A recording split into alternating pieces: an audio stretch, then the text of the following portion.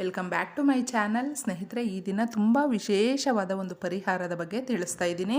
ಈ ಪರಿಹಾರ ಯಾರು ಬೇಕಾದರೂ ಮಾಡ್ಕೊಳ್ಬಹುದು, ಯಾವ ಧರ್ಮದವರಾದರೂ ಮಾಡ್ಕೊಳ್ಬಹುದು. ತುಂಬ ಜನ ನಾವು ಬೇರೆ ಧರ್ಮದವರು ಮಂತ್ರ ಪೂಜೆ ನಾವೆಲ್ಲ ಮಾಡ್ಕೊಳ್ಳೋದಕ್ಕಾಗೋದಿಲ್ಲ. ಹಾಗೆ ನಾವು ಕೂಡ ಪಿ ಜಿಯಲ್ಲಿದ್ದೀವಿ, ಓದ್ಕೊಳ್ತಾ ಇದ್ದೀವಿ. ನಮಗೆ ಸೂಕ್ತವಾದಂತಹ ಒಂದು ಪರಿಹಾರಗಳನ್ನ ಹೇಳಿ. ತುಂಬ ಜನ ನಾವು ಕೆಲಸಗಳ ಒತ್ತಡದಲ್ಲಿರ್ತೀವಿ ಅಕ್ಕ, ಅದಕ್ಕೆ ಕೆಲಸ ಮಾಡ್ತಾ ಹೇಳಿಕೊಳ್ಳುವ ಹಾಗೆ ಈ ರೀತಿ ಇರುವಂತಹ ಪರಿಹಾರಗಳನ್ನ ನಮಗೆ ತಿಳಿಸ್ಕೊಡಿ ಅಂತ ತುಂಬ ಜನ ರಿಕ್ವೆಸ್ಟ್ ಮಾಡಿರೋದಕ್ಕೆ ಈ ಪರಿಹಾರನ ಹೇಳ್ತೀನಿ. ಇದು ತುಂಬ ಶಕ್ತಿದಾಯಕವಾದ ಪರಿಹಾರ ಸ್ನೇಹಿತರೆ, ತುಂಬ ಸರಳವಾದ ವಿಧಾನ. ಇದಕ್ಕೆ ಯಾವುದೇ ಒಂದು ನಿಯಮ ಇಲ್ಲ.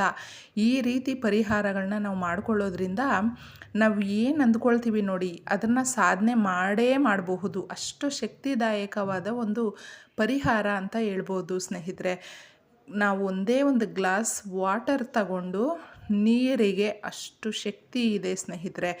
ನೀರನ್ನು ನಾವು ಬೆಳಗ್ಗೆ ತುಂಬ ಜನ ಏನಾದರೂ ಸಾಧನೆ ಮಾಡಲೇಬೇಕು ಅನ್ನುವ ಗತಾಯ ಅನ್ನುವ ಮನಸ್ಸಲ್ಲಿ ಇರುವವರು ತಪ್ಪದೆ ಬ್ರಾಹ್ಮಿ ಮುಹೂರ್ತದಲ್ಲಿ ಎದ್ದು ಅವರು ಆ ಕೆಲಸಕ್ಕೆ ಏನು ಪ್ರಿಪ್ರೇಷನ್ ಮಾಡ್ಕೊಳ್ಬೇಕೋ ಅದನ್ನು ಮಾಡ್ಕೊಳ್ತಾರೆ.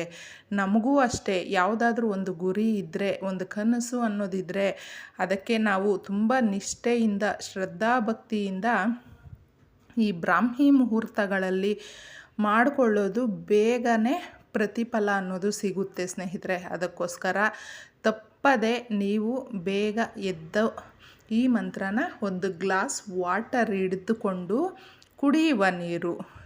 ನೀವು ಪಾಸಿಟಿವ್ ಆಗಿ ಏನಾದರೂ ಥಿಂಕ್ ಮಾಡ್ತಾ ಸುಮಾರು ಜನ ಹೇಳ್ತಾರೆ, ಯಾವಾಗಲೂ ನನಗೆ ನೆಗೆಟಿವ್ ಥಾಟ್ಸೇ ಬರ್ತಾ ಇರುತ್ತೆ ಅಕ್ಕ, ಅದಕ್ಕೆ ಏನು ಮಾಡಬೇಕು ಅಂತಂದ್ಬಿಟ್ಟು.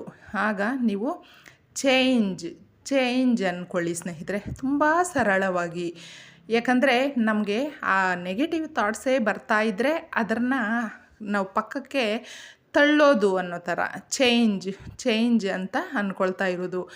ನೀವು ಇನ್ನೂ ತುಂಬ ಸರಳವಾದ ವಿಧಾನದಲ್ಲೇ ವಾಟರ್ ಕ್ಯಾನ್ ಏನಾದರೂ ನಿಮಗೆ ಅಂತಲೇ ಇಟ್ಕೊಂಡಿದ್ರೆ ಅದರ ಮೇಲೆ ನೀವು ಈ ವಾಕ್ಯಗಳನ್ನು ಬರೆದುಕೊಂಡು, ಅಂದರೆ ನಿಮಗೆ ಮನೆ ಬೇಕು ಅಂದರೆ ಒಂದು ಸಾಲ ಒಂದು 5 ಲಕ್ಷ ಇದೆ, ಅದು ತೀರಿಸಿದ್ದೀವಿ ಅನ್ನುವ ರೀತಿಯಲ್ಲಿ, ಅಂದರೆ ಪಾಸಿಟಿವ್ ಆಗಿ ನೀವು ಬರ್ಕೊಂಡು ನಿಮ್ಮ ಅಫರ್ಮೇಷನ್ ಏನಿದೆ ಆ ವಾಟರ್ ಕ್ಯಾನ್ಗೆ ನೀವು ಹೇಳಿ.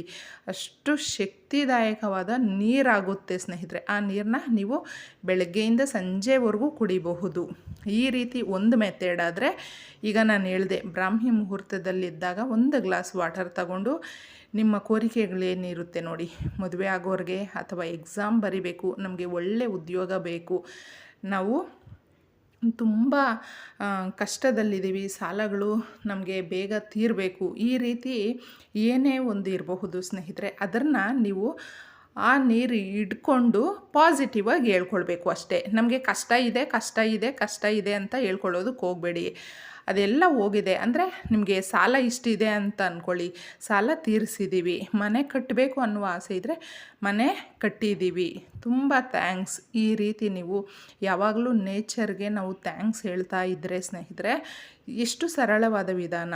ತುಂಬ ಪಾಸಿಟಿವ್ ಆಗಿ ಕೆಲಸಗಳು ನಮಗೆ ನಮ್ಮ ಜೀವನದಲ್ಲಿ ಒಂದು ವಿಶೇಷವಾಗಿ ಪ್ರತಿನಿತ್ಯ ಬದಲಾವಣೆ, ಪಾಸಿಟಿವ್ ಆಗಿ ಬದಲಾವಣೆ ಅನ್ನೋದು ಆಗ್ತಾ ಹೋಗುತ್ತೆ ಸ್ನೇಹಿತರೆ. ಸಕಾರಾತ್ಮಕ ಬದಲಾವಣೆ ಅಂತ ಏನು ಹೇಳ್ತೀವಿ ಆ ರೀತಿ ಆಗ್ತಾ ಹೋಗುತ್ತೆ. ನೀವು ಯಾವಾಗಲೂ ಎಷ್ಟು ನೀರು ಕುಡಿತೀರೋ ಅಷ್ಟು ಸಾರಿ ಕೂಡ ಹೇಳ್ಕೊಳ್ಬಹುದು. ಆದರೆ ಬ್ರಾಹ್ಮಿ ಮುಹೂರ್ತದಲ್ಲಿ ನಿಮ್ಮ ಕೋರಿಕೆಗಳನ್ನ ಕೇಳಿಕೊಂಡು ನೀರು ಕುಡಿಯೋದು ಅಂದರೆ ಅದು ತುಂಬ ವಿಶೇಷವಾಗಿರುತ್ತೆ. ಬಹು ಬೇಗ ನಿಮಗೆ ರಿಸಲ್ಟು ಅನ್ನೋದು ತಂದುಕೊಡುತ್ತೆ. ಈ ಸರಳ ವಿಧಾನವನ್ನು ನೀವು ಫಾಲೋ ಮಾಡಿ ನಿಮ್ಮ ಕಷ್ಟಗಳನ್ನೆಲ್ಲ ದೂರ ಮಾಡ್ಕೊಳ್ಳಿ ಸ್ನೇಹಿತರೆ. ಇಷ್ಟೇ ಸರಳವಾದ ವಿಧಾನ. ಈ ವಿಡಿಯೋ ನಿಮ್ಗೆ ಇಷ್ಟ ಆಗಿದ್ದರೆ ತಪ್ಪದೆ ನಮ್ಮ ಚಾನಲ್ಗೆ ಸಬ್ಸ್ಕ್ರೈಬ್ ಮಾಡ್ಕೊಳ್ಳಿ. ನಿಮ್ಮ ಅನಿಸಿಕೆ ಅಭಿಪ್ರಾಯನ ಕಮೆಂಟ್ ಮುಖಾಂತರ ತಿಳಿಸಿ. ನಾನು ಸಿಗ್ತೀನಿ ಮುಂದಿನ ವಿಡಿಯೋನಲ್ಲಿ. ಅಲ್ಲಿವರೆಗೂ ಎಲ್ರಿಗೂ ಧನ್ಯವಾದಗಳು.